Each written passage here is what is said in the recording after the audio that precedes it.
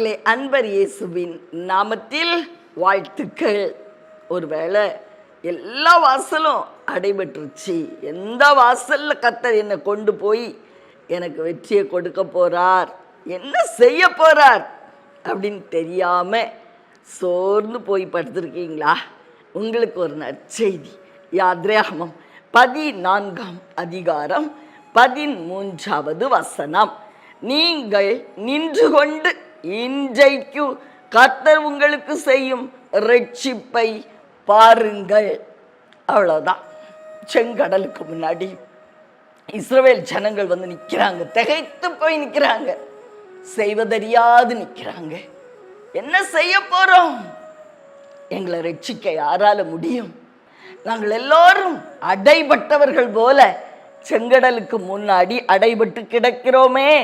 வனாந்திரம் எங்களை அடைச்சு போட்டிருக்கே, வழி இல்லையே, எங்களை மீட்க யாரால் முடியும்? பிரியமானவர்களே, நம்முடைய வாழ்க்கையிலையும் கூட இப்படிப்பட்ட சூழ்நிலை உண்டாயிருக்கிறது அல்லவா? சில வேளைகளில் எல்லாமே முடிஞ்சு போச்சு, இனி எப்படி இந்த காரியம் நடக்கும் அப்படின்னு செய்வதறியாது திகைத்து நிற்கிறோம் அல்லவா?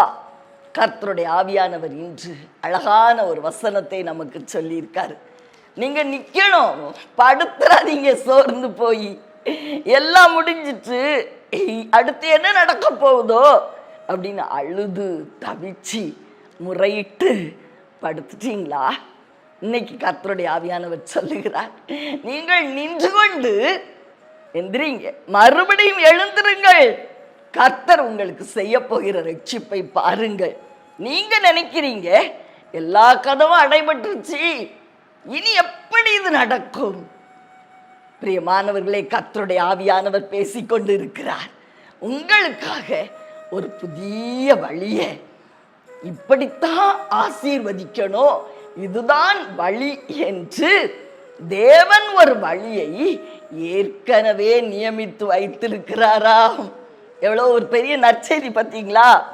ஆவியானவர் சொல்லுகிறார், ஏற்கனவே நியமிக்கப்பட்ட அந்த வெற்றியின் வழியை பார்க்கும்படி, அந்த வெற்றியை பார்க்கும்படி நீங்க என்ன செய்யுங்க?